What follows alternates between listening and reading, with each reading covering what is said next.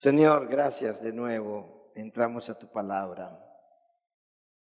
Te queremos pedir en este momento por la salud de nuestra hermana Sandra, por nuestra hermana Berta, que están pendientes de este servicio. Gracias por ellas, Señor. Pon tu mano sanadora en la vida de ellas. Y ahora que entramos a tu palabra, Señor, abre nuestra mente y nuestro corazón y grábalas en ella. Gracias por tu palabra, en el nombre de nuestro Señor Jesucristo. Amén. Este mensaje, no es un estudio, pero es una predicación acerca de las cosas que están ocurriendo a nuestro alrededor, pero que tienen su origen en la familia. Y lo he titulado En busca de ser la familia establecida por Dios. Porque el concepto de familia, aunque es de humanos, el concepto, el origen de ella, tiene mucho que ver con la intervención de Dios desde el momento de la creación. Y en la familia se tienen muchas responsabilidades que caen sobre las personas que la inician, el padre y la madre. Estaba yo leyendo entre varias cosas y encontré un proverbio, entre varios libros, y encontré un proverbio chino que dice: una generación planta los árboles y la siguiente vive bajo la sombra de ellos. Y me gustó para pensar en esos detalles acerca de la familia. Y eso me empieza a inquietar de que en el sentido espiritual, cuando vemos ese proverbio, nosotros mismos estamos viviendo bajo la sombra de aquellos árboles que plantaron nuestros padres y posiblemente hasta nuestros abuelos. ¿Y qué sería la sombra? ¿Y qué sería el árbol? El árbol y la sombra suelen ser lo que son los valores éticos y la percepción de la vida que nuestros padres y antepasados tuvieron, tanto de lo bueno como de lo malo. Pero algo está ocurriendo el día de hoy que nosotros no estamos viendo. Estamos viendo más bien que las familias, muchas en una gran parte, se están desintegrando, a veces para formar otras familias, pero ya echaron a perder una. Y encontré que en una ocasión le preguntan a una pareja: ¿qué han hecho ustedes para permanecer durante 63 años casados? Entonces la mujer responde: es que nosotros somos de una época que si algo se descomponía, lo reparábamos, no lo botábamos. Y a veces en el matrimonio se descomponen las cosas y la decisión de la pareja es botarlo. Y eso tiene mucho que ver con la descomposición que el día de hoy se está ocurriendo. El concepto de familia se ha tergiversado bastante. Se conserva muy poco y muy poco predica en las iglesias acerca de lo que es la familia y los retos que está enfrentando. Por eso traigo hoy los retos y lo que nos dice el Señor Jesucristo a través de su palabra. Leemos un texto que es conocido como literatura apocalíptica y así es. Pero sin embargo es un texto que está lleno de esperanza. Y ahorita vamos a ver por qué. Nosotros vemos que en la sociedad actual, ¿cuáles son los árboles que se están construyendo sobre los descendientes nuestros? ¿Qué árboles son los que están mostrando los jóvenes que hoy están a nuestro alrededor? ¿Qué árboles está mirando la iglesia que se están sembrando y qué está haciendo la iglesia al respecto? Todo eso quiero responderlo en este momento, en estos momentos, ¿verdad? Nosotros podemos mirar que hay una rápida desintegración moral y ética, pero sobre todo espiritual, entre las familias. Entre el ser humano abundan los anuncios de adivinos. Aquí cerquita hay unos. Aquí en otros estados de nuestra nación abundan. ¿Y sabe por qué abunda? Porque la gente va a verlos. Cree más en lo que le dicen ellos que en lo que dice la Biblia acerca de nuestro futuro. Creen más en lo que ven en un café que remueven y tiran el líquido y dicen: quedó esto significa. Que es completamente aleatorio, las figuras que pueden dibujarse con lo que es el resto del café o lo que quiera del café. Creen más en otras cosas antes que creer en lo que Dios está haciendo. ¿Y quién es responsable de todo eso? ¿La iglesia? No, pero sí tiene parte de responsabilidad cuando se queda callada. Y vamos a hablar de eso. Abundan esos anuncios. Nosotros encontramos también con todo lo que la gente está haciendo el fin de los valores cristianos. Nosotros encontramos que sabemos que esas cosas que ocurren en las escuelas y los colegios y universidades, los high school, las balaceras que ocurren, han estado ocurriendo desde que se negó la oración en las escuelas. Han estado ocurriendo muchas de esas cosas desde que se negó la oración en los actos públicos. Cuando dos presidentes atrás, el hermano afroamericano, es Obama, ¿no? Obama, entonces estaba yo correcto. En la primera vez que él tomó el poder, él invitó a un pastor de California para que ore, el pastor Rick Warren. Él fue y oró, pero se levantó una comunidad muy grande y lo empezó a atacar que por qué tenía que ser un pastor el que ore. Y a la siguiente vez, en su segundo mandato, invitó a otro pastor, pero a otro que sí acepta las cosas que están pasando en el mundo. Fue muy notable para todos los que seguimos esas cosas. ¿Qué es lo que se está viendo? Que están tergiversando incluso, no solamente lo que es el sentido de la oración, sino ahora nos están diciendo cómo debemos de orar. ¿Por qué no oramos en la escuela? Porque vamos a ofender a los que no creen en Dios, vamos a ofender a los musulmanes, vamos a ofender a los cristianos, vamos a ofender a a todos aquellos que se van a sentir ofendidos. Entonces no lo hagamos, ¿no? Y después están diciendo, ¿por qué están ocurriendo estas cosas? Se han perdido uno de los valores cristianos muy importantes, la oración. Se ha legalizado el aborto. En internet, mire, yo me metí a internet hasta antes de escribirlo y de venir aquí. Se encuentran los anuncios de clínicas oficiales para abortar en varios estados de la Unión Americana, incluyendo el nuestro. Para abortar. Se puede abortar de la manera lo más fácil de lo que usted se puede imaginar. Algunos de esos abortos son hasta gratuitos. ¿Sabes cómo se pagan? Con sus impuestos y los míos. Estamos pagando con nuestros impuestos que ocurran estas cosas. Les voy a dar unas cifras. Los abortos inducidos en el 2020, según la organización abort73.com de aquí de los Estados Unidos, hubo 930,160 abortos inducidos. Es decir, por cada 1,000 bebés que nacen, se inducen 248 abortos legales. Todavía es una cifra muy alta. En el año 2000 era mucho más alto todavía, rebasaba el 1,000,000, llegaba a casi 1,5 millones. Pero ya en el 2020, no encontré cifras para el 2023, lo que ha corrido del año. Para el 2022 tampoco. Pero la del 2020 dice que por lo menos casi 1,000,000 de abortos inducidos. No que hubo un aborto terapéutico, no que hubo un aborto porque se vino la criatura porque no se aferró al vientre materno. No, los inducidos. Y le llaman inducidos, pero tenemos que llamarlos asesinatos.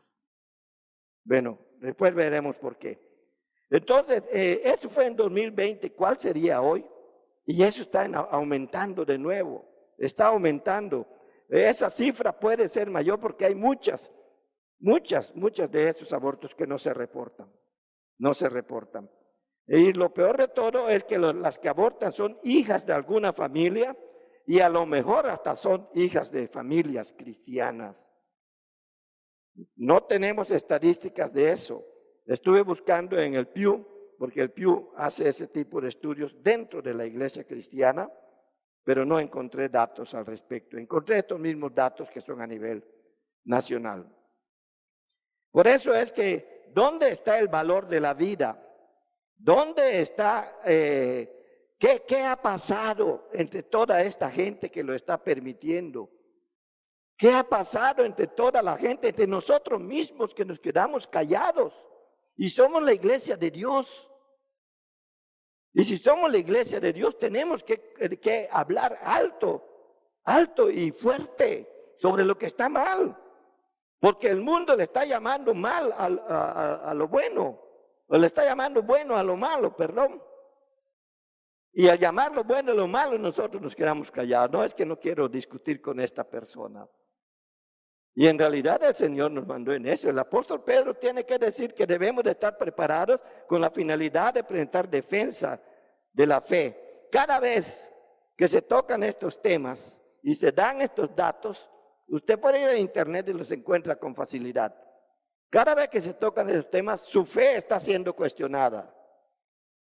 Cada vez que se dice algo en contra de la iglesia, su fe está siendo cuestionada. Cada vez que se dice algo en contra de esta iglesia, nuestra fe está siendo cuestionada. No podemos quedarnos callados. No será perfecta, pero en ninguna parte de la Biblia Dios nos demanda que como iglesia tengamos que ser perfectos. Te demanda a ti que busques la perfección porque Él es perfecto. Me lo demanda a mí.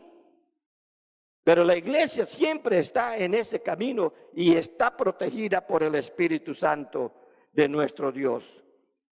El gran problema es que el día de hoy se valora la vida de un animal, de un perro, de un gato. Se valora hasta más que la de un humano. Y yo he oído hasta de los mismos cristianos, yo amo más a mi perro que a mi hermano que está aquí sentado. Lo he oído, por eso lo digo. Amo más a mi gato que a esa hermana. Porque mi gato no se molesta cuando yo le grito, pero la hermana me contesta, ay, ¿qué esperaba?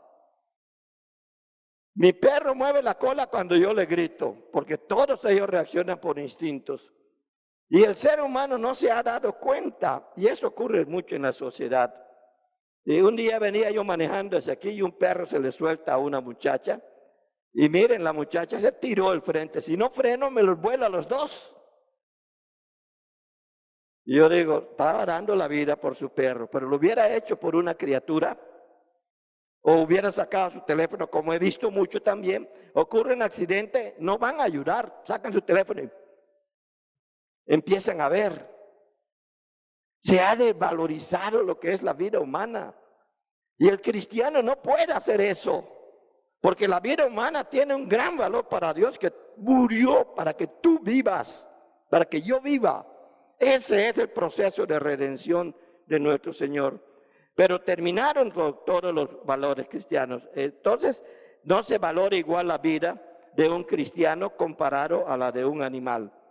Pero para que pueda hacer eso, bueno, en un momento dado, aquí en Filadelfia, en Wisconsin, un hombre condenado a 12 años de cárcel por matar a 5 gatitos que nadie quería. Yo dije, justo y necesario, bien, eso es justicia. Pero después leo que ese mismo mes, una mujer en Filadelfia asesinó a su hijo recién nacido porque no lo quería tener y lo lanzó desde una ventana de un motel. Y los médicos que le hicieron la autopsia dijeron que todavía cuando llegó allí en el suelo, pero que murió por causa del frío y por las fracturas de cráneo que había tenido. Y solo la condenaron a 30 días de cárcel.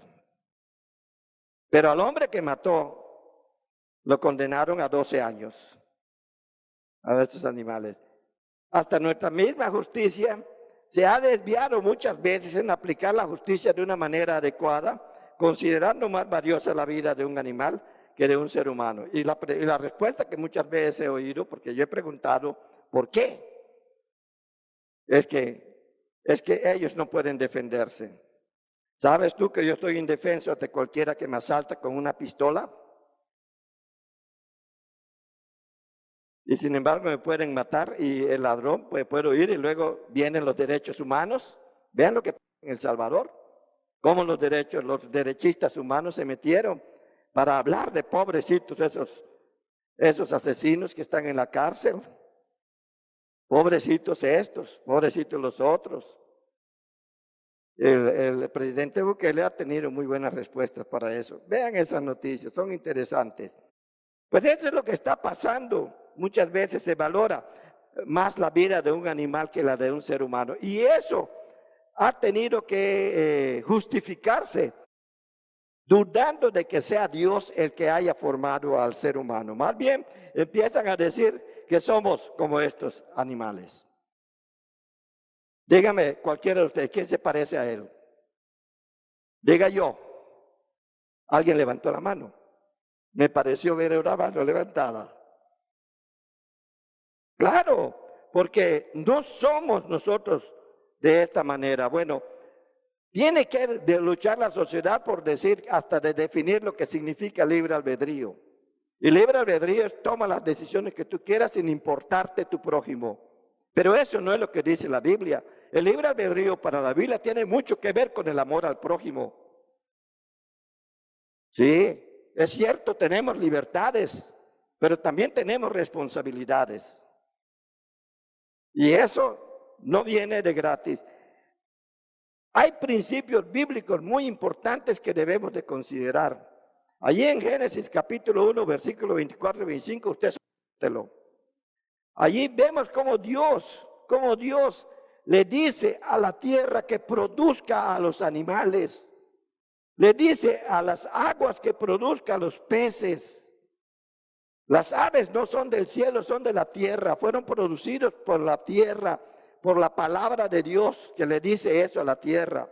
Pero en Génesis 1, 26 y 27 nos dice que Dios creó, no dijo que se haga.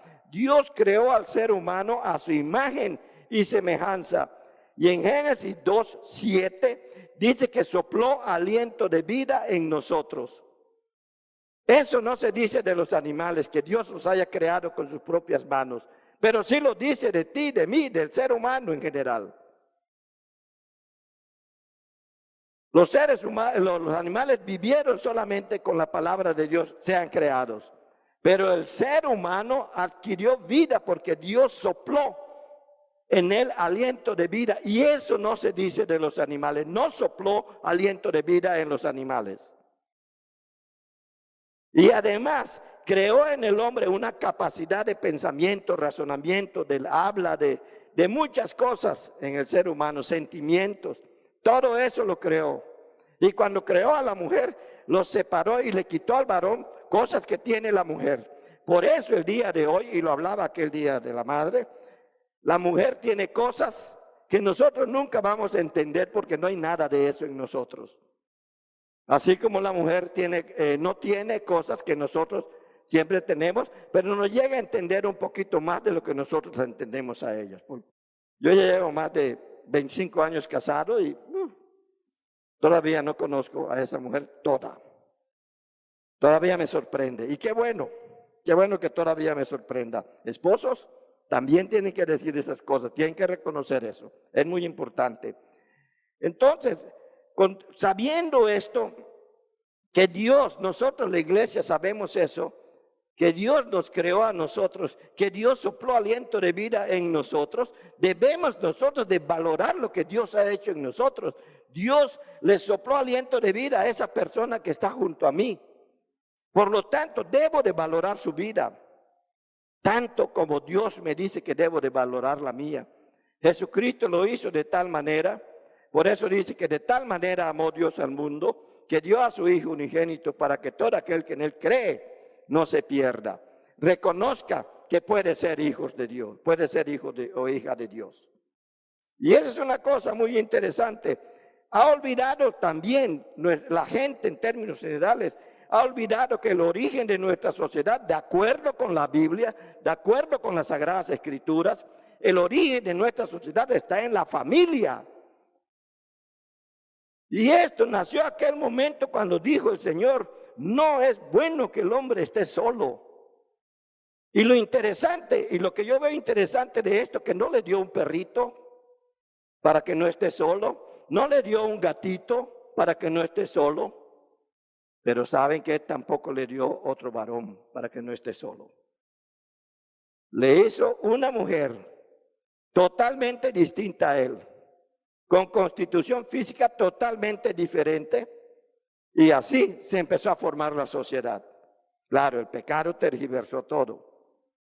Pero, ¿qué es lo que podemos decir al respecto si Dios creó a la familia? ¿Qué es lo que podemos decir si tanto al varón como a la mujer les dio capacidades de razonamiento para que puedan avanzar con el transcurso del tiempo y Dios les vaya revelando toda su creación con ese transcurso del tiempo? ¿Qué es lo que hoy llamamos ciencia? La ciencia es la permisividad que Dios nos ha dado de conocer lo que Él ha hecho, porque la ciencia no descubre nada. La ciencia encuentra lo que Dios ha hecho y entonces encuentra la razón de por qué están esas cosas allí donde están. Encuentra por qué nuestra tierra, aunque le den un montón de años, de siglos, de millones de años, pero encuentra razones para decir, las piedras están aquí por esta razón, los árboles están por esta razón. Dios nos ha permitido todo eso. No es que de repente nosotros no necesitamos a Dios y porque la ciencia nos dice toda la verdad.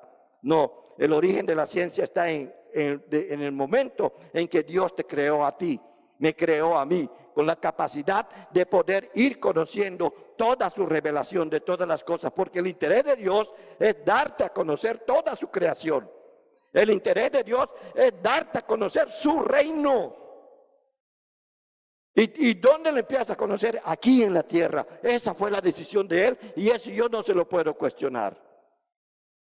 Pero nosotros, muchas veces al quedarnos callados con respecto a lo que es la familia, al quedarnos callados por no sostener lo que es el principio bíblico de la familia se forma de esta manera. La familia se hace con estas cosas. Nosotros nos preocupamos por enseñarte sobre cómo dirigir la vida espiritual de tus hijos. No queremos como iglesia decirte lo que como familia debes de ser. Pero sí queremos como iglesia que sepas que Dios ya te ha dicho cómo debes de ser como familia. Sí te lo tenemos que decir. Y eso lo tenemos que decir aunque no te guste, pero es nuestro deber si realmente somos hijos de Dios. Eso sí. Pero ¿qué es lo que ha pasado? Es el fin del concepto de familia, o es el fin de la familia en el concepto con el que hasta hoy la hemos conocido. Es el fin de la familia por todo lo que está pasando, hogares disfuncionales, se habla muchísimo de eso. Ya hasta hay especialidades universitarias en el área de la psicología para tratar la disfuncionalidad en los hogares. Eso no lo había hace 20 años, pero ya lo hay, porque se ha dado eso, una necesidad. Por lo tanto, en la iglesia también debe haber un departamento que pueda ayudar en la disfuncionalidad de la familia. ¿Qué es lo que está pasando? ¿Verdad que estamos viendo la muerte de la célula germinal de la sociedad, que es la familia? Porque ¿qué es lo que está pasando? Divorcios. Por cada 500 personas, también son estadísticas recientes, por cada 500 parejas entre 15 y 65 años, 106 de ellas terminan en divorcio. Me faltó encontrar, porque todavía no lo encuentro, cuántas de esas parejas declararon ser cristianas, de una iglesia cristiana conocida, de las que conocemos aquí en el país. La revolución sexual que se ha dado desde el siglo pasado, probemos antes del matrimonio a ver si nos van bien. Y están reduciendo lo que es el concepto de matrimonio a una sensación física y a una sensación emocional. Lo emocional es cómo nos relacionamos y la sensación física es cómo nos penetramos uno a otro, ¿verdad? Como nosotros, yo en ti y tú en mí. ¿Sí? Lo reducen a todo ese tipo de situaciones, ¿verdad? Hay una revolución en ese sentido, pero ¿Qué es lo que la iglesia está diciendo al respecto? Y lo debe de estar diciendo mucho. El aborto. La mujer puede hacer con su cuerpo lo que quiera, dicen, desde 1970 lo dicen. Apenas comenzó el movimiento hippie, inmediatamente empezó a caer el movimiento hippie, empezó a surgir el movimiento feminista. Y cuando se hizo poderoso el movimiento feminista, surgió el movimiento gay. Y están respaldados todos esos movimientos hasta el día de hoy, con el excepto de que los hippies desaparecieron, por el movimiento feminista.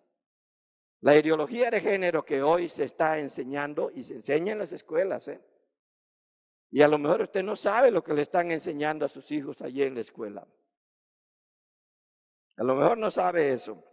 Está sostenido precisamente por el movimiento feminista y por el movimiento gay que hay en todo el mundo.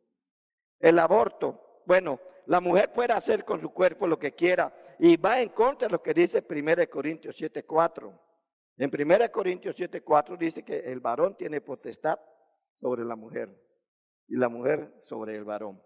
Y se está refiriendo a eso precisamente, que tenemos que cuidar a la mujer y así como la mujer tiene que cuidar a su varón, al varón que ha escogido. Entonces, la infidelidad, tanto el hombre como la mujer, desobedeciendo Hebreos 13:4. Hebreos 13:4 dice, honrosos sean todos el matrimonio y el hecho sin mancilla, pero a los fornicarios y a los adúlteros los juzgará Dios. El varón se ha creído la mentira de que hay 7 mujeres para cada varón. En una boda que yo estaba celebrando, se me ocurre preguntarle a la audiencia, ¿cuántas mujeres hay para cada varón?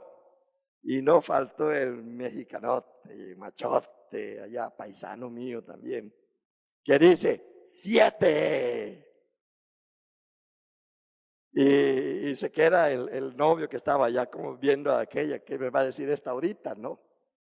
Porque, ¿qué pasa? Entonces yo le tuve que aclarar, no señor, no es eso lo que se dice, sino que la manera estadística de hablar en ese sentido es que por cada 7 mujeres hay un varón. Eso es lo que se dice, no dice para cada varón hay 7 mujeres, sino dice por cada 7 mujeres hay un varón. Es como que digamos, por cada 10 niños nacidos, 3 son abortados. Sí, es lo mismo, no para, es la diferencia. Y eso es lo que pasa muchas veces, porque el ser humano está entendiendo las cosas de una manera diferente, está tergiversando la información. Y la tergiversa porque le conviene. La homosexualidad ahora le llaman orientación sexual, le llaman identidad de género. Han suavizado mucho la dureza del término. Tal vez porque ha habido gente que lo han criticado muy duramente. No condeno a los que lo han criticado duramente. Pero el Señor nos muestra que para poder tener una buena relación social, nosotros tenemos que practicar el amor al prójimo. Entonces, hasta las críticas tienen que ser dichas con dulzura. No condenamos al homosexual, no lo condenamos. Es el Señor el que los condena, Él es el que dice que no entrarán al reino de los cielos, no ustedes, no la iglesia lo dice. Hay que hablar mucho de eso, pero no es el momento. Son las cosas que están tergiversando el concepto de familia el día de hoy. El feminismo radical, la mujer en busca de su liberación. Los derechos de los niños. ¿Qué es lo que ha pasado con los niños? Me acuerdo todavía aquella época en que yo llegaba a la casa con una nota por debajo del 60, que es la mínima probatoria allá en México. Y mis padres no iban a reclamarle a la maestra que por qué tenía yo una nota baja. Me daban a mí, ponte a estudiar. Yo no sé cuántos vivieron eso, pero yo lo viví. Desde entonces amo más el estudio que cualquier otra cosa, ¿verdad? Allí aprendí. ¿Cuántos padres no han hecho eso? Y qué bueno que lo han hecho, porque han hecho de sus hijos, como vemos allí en el lado izquierdo, personas útiles para nuestra sociedad. Pero después fue cambiando todo eso. A mí me tocó dar clases a adolescentes. Y porque eran malos en matemáticas, no tenían las bases suficientes, les decía, yo no puedo darte las bases. Pero si quieres, quédate en las tardes y yo te lo doy. Y no quisieron. Pero sacaban una mala nota en el examen. Y en vez de decirle a su hijo que se ponga a estudiar, que se prepare para hacerle algo frente a la vida, venía a reclamarle al maestro. ¿Y por qué mi hijo sacó un 7 o sacó un 4? Porque hizo mal la prueba. Sí, pero si hizo mal la prueba es culpa de usted. Estaba yo hablando con un maestro colombiano, un líder colombiano muy lindo. Y le pregunté, un matemático él, le pregunté, ¿cómo ven ustedes lo que es la enseñanza de la matemática en su país? No, nosotros siempre hablamos con las personas y les decimos que los maestros y les decimos, ¿cuántos reprobaron de tu salón? De los 24 reprobaron 20 y le decimos, reprobaron 21. ¿Quién fue el otro 21? Los otros 4 que reprobaron están. Los otros 4 aprobaron. No, porque tú también reprobaste con ellos. Entonces, es esa la manera de lo que está, de la forma como se está viendo muchas veces la educación. Si el alumno no estudia, es culpa del maestro, no es culpa de los padres. Y no se preocupan por ver si es que tienen algún problema. Pero lo que se olvida es que al hijo no se le pierde en la calle. Empiezan a echarle la culpa muchas veces a que en la calle se desvió, en la calle encontró amigos diferentes. Al hijo se le pierde en el hogar, no en la calle. Cuando no le enseñamos valores, cuando no les ayudamos a resolver sus tareas, cuando no ocupo tiempo con ellos, cuando no los corrijo a tiempo, te voy a pegar, te voy a castigar, te voy a castigar, y después de un mes de que está haciendo lo mismo y lo dice, sigue diciendo, te voy a castigar, ya no te cree, y le enseñas que lo que es el valor de la mentira y no el valor de la verdad, porque le estás diciendo una cosa y al no cumplirla le estás mintiendo. Y aprenden el valor de la verdad y aprenden a faltarle a la autoridad. El día de mañana cuando detenga un policía por violar la ley, no te pongas a llorar, porque eso fue lo que le enseñaste. Hay quien dice, pero es que yo le enseñé todo, pero ¿te diste cuenta que él lo aprendió todo? La responsabilidad del aprendizaje está en el hogar. Lo que tienen las instituciones públicas de educación es que le dan todo el material para que pueda aprender y le explican los diversos conceptos. Y en el hogar tiene que cuidarse que los apliquen. El maestro, la única forma que puede de ver que esos conceptos han sido aprendidos son los exámenes. Pero no tiene a la criatura para decirle, siéntate a estudiar. Y además dile, vente a estudiar conmigo en la tarde para que yo te ayude. Y los padres, no, es que ya tenemos un compromiso. Lo vamos a llevar a la piscina a nadar. Lo vamos a llevar a correr. Lo vamos a llevar a esto. O es que tiene que ver su programa favorito de caricaturas. O tiene que hacer su juego favorito a esa hora.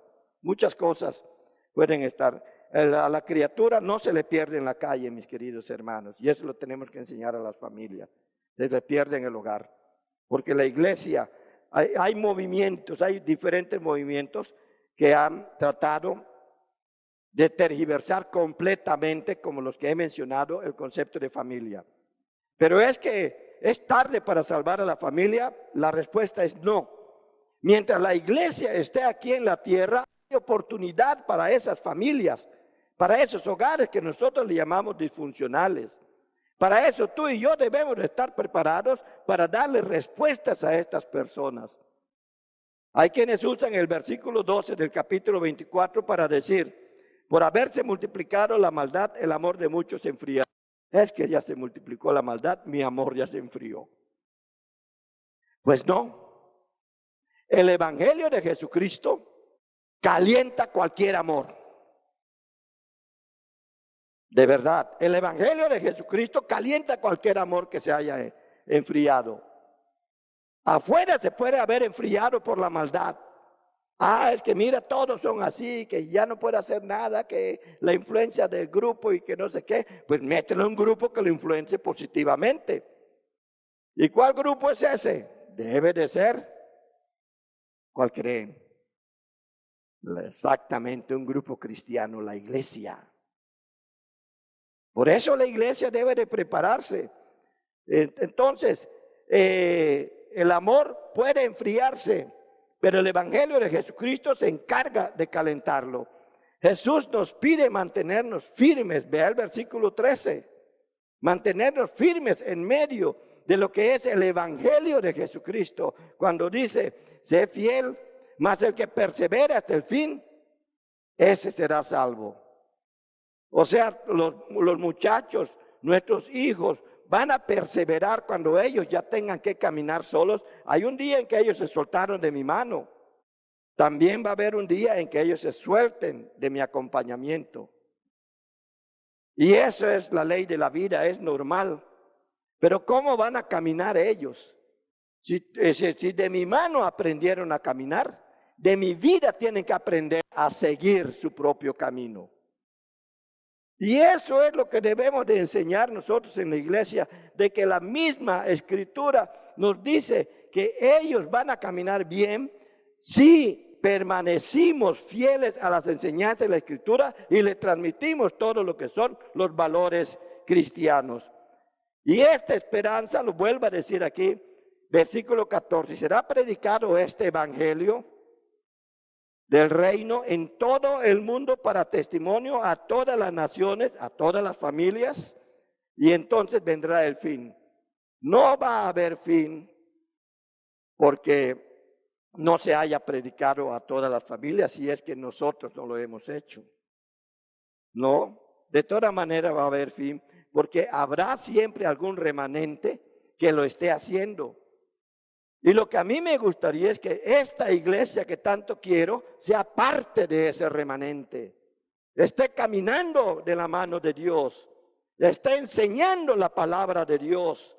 Esté mostrando el evangelio de Jesucristo. Y al estar caminando de esa manera, las familias caminan juntas. Porque lo que une a la iglesia no es el que nosotros vengamos aquí juntos, sino que en la casa viven unidos. Y aunque no venga toda la familia junta, saben, entienden y comprenden lo que significa, lo que es la unidad, porque en la casa hay unidad. Si no hay unidad en la iglesia, alguna familia está fallando. Tenemos que nosotros que orar por eso. Señor, ábrenos los ojos para que nosotros veamos dónde está la falta de unidad, para que resolvamos eso y todos podamos ir de victoria en victoria. Porque eso es lo que nos enseña también desde el Antiguo Testamento, está todo esto que les estoy diciendo. La iglesia, desde la iglesia nuestro Señor Jesucristo dijo que todos sean uno, como tú y yo, Padre, somos uno. Y el apóstol Pablo dice, aún el día de hoy, como aquello que dijo Jesucristo, aún lo dice el día de hoy. El apóstol Pablo dijo que estemos unidos en el vínculo de la paz. O sea, la paz es un vínculo. Lo que me vincula a ti, a mí, con mi hermano, es la paz. Lo que establece una relación con mi hermano es la paz. Pero esa paz que viene de construir lo que es el valor cristiano de la relación, que está mediado por amarás a tu prójimo como a ti mismo. Ese es el vínculo que nosotros, y ese es el vínculo de la paz. La iglesia debemos como iglesia entender que el concepto de familia y por lo tanto el concepto de sociedad no necesita reformas. Lo que necesita es religión. Porque la religión solamente se puede obtener por Jesucristo, que es el que paga el precio. Ahora Jesucristo ya pagó el precio.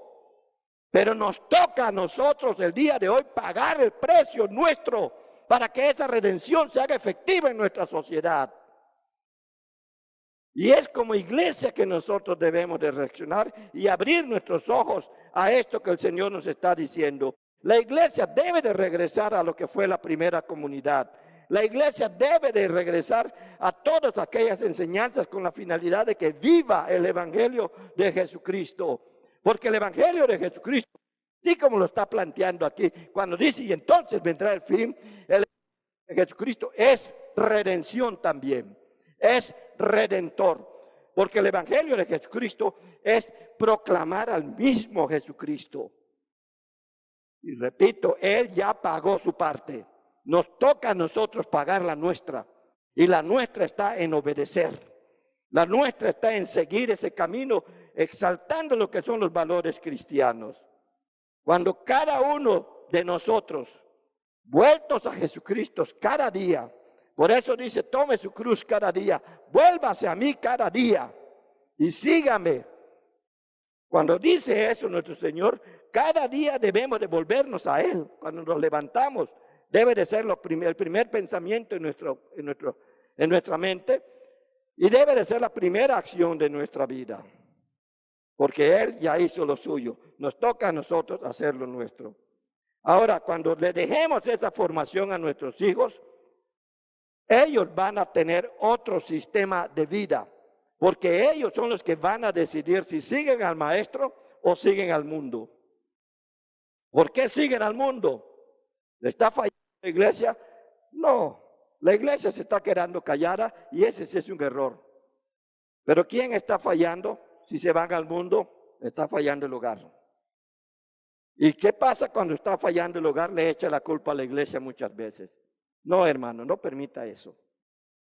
Y no permita eso. Y muévase en su iglesia de tal manera que usted pueda proclamar lo que son los valores cristianos. Y no se oponga a ellos. Conózcalos de antemano. Trabaje con ellos. Viva con ellos. Piense en ellos. Y si algo no entiende, Dios ya ha llamado a la gente adecuada en su iglesia para que usted conozca qué es lo que Él está queriendo decir y cómo su voluntad debe de ser obedecida. La iglesia es el lugar que Dios creó para que tu padre y tu madre te prepares para que hagas de tu hogar la universidad de la vida que tus hijos necesitan. La universidad de la vida no es la calle. La universidad de la vida es tu casa. En la iglesia te preparas para que tú rijas, o sea, seas rector, rijas de una manera adecuada tu hogar. Y esto también lo tienen que aprender los jóvenes, ya me estaba incluyendo. Lo tienen que aprender los jóvenes. Porque ellos también van por ese camino y tienen que saber que nada como la iglesia para que aprendan cómo debe de ser su hogar. Por eso la iglesia tiene la escuela dominical, los servicios de oración, los cultos de predicación, los estudios bíblicos. Hace de todo. Entonces nosotros debemos de aprovechar todo eso que hace la iglesia para construir nuestro hogar o para restaurar nuestro hogar o para buscar la manera de ayudar a otros, porque ya mi hogar ya se formó, ya mis hijos están viviendo ellos, pero yo puedo ayudar a otros. Debo de buscar ese camino en mi vida. En la iglesia aprendes y recuperas el valor de la enseñanza, recuperas y aprendes el valor de la proclamación del evangelio que hará familias sanas que influirán en la sociedad y harán la diferencia. Haz lo tuyo y Dios hará el resto. Él lo dijo, nunca te dejaré. He aquí yo estoy con vosotros todos los días hasta el fin del mundo. Él lo ha dicho. Sí, aún hay esperanza para las familias. Aún hay esperanza para los hogares disfuncionales. Aún hay esperanza para este mundo caído. Y Dios nos ha dejado a nosotros la responsabilidad de que esa esperanza tú y yo la llevemos adelante. Pero va a depender de ti. Y hoy te voy a decir qué es lo que vas a hacer. Tú que me ves allí por medio del internet. ¿Qué es lo que vas a hacer una vez que conoces esto? Dios no solamente te llamó aquel día para que seas su hijo, te llamó para que seas su hijo, un hijo obediente. Y Él quiere restaurar a las familias de este mundo, porque como dice allí el apóstol Pedro, no quiere que nadie perezca, sino que todos procedan al arrepentimiento. Y para eso nos ha dejado a ti y a mí esa responsabilidad. ¿Y dónde empezamos? En nuestro hogar. Repito, ya se fueron nuestros hijos y todo. Bueno, hagámoslo con aquellas familias que están a nuestro alrededor, a nuestro alcance y que tanto están sufriendo. No es el sufrimiento de ellos lo que me impulsa a hacerlos, es mi responsabilidad con Dios y el amor que les debo tener a ellos por el amor que Dios me ha dado que me impulsa a hacerlo. Es eso lo que me debe de mover. Amados hermanos, estamos en una iglesia que tiene todo por delante en ese sentido, porque hay un Dios todopoderoso que está al pendiente de ella. Pero va a depender de ti, va a depender de todos nosotros juntos, para que caminando juntos en estas cosas, entonces vayamos a ese mundo caído y levantemos a los que Dios ya ha preparado para que nosotros nos levantemos. Tienes que asumir la responsabilidad. Padre, te damos gracias esta tarde por tu palabra. Te pido en el nombre de Jesucristo que nos ayudes a entenderla y que al estar en ella, Señor, nos muestres lo que es tu voluntad. Gracias por tenernos en este camino. Bendice a tu iglesia en el nombre de Jesucristo. Amén.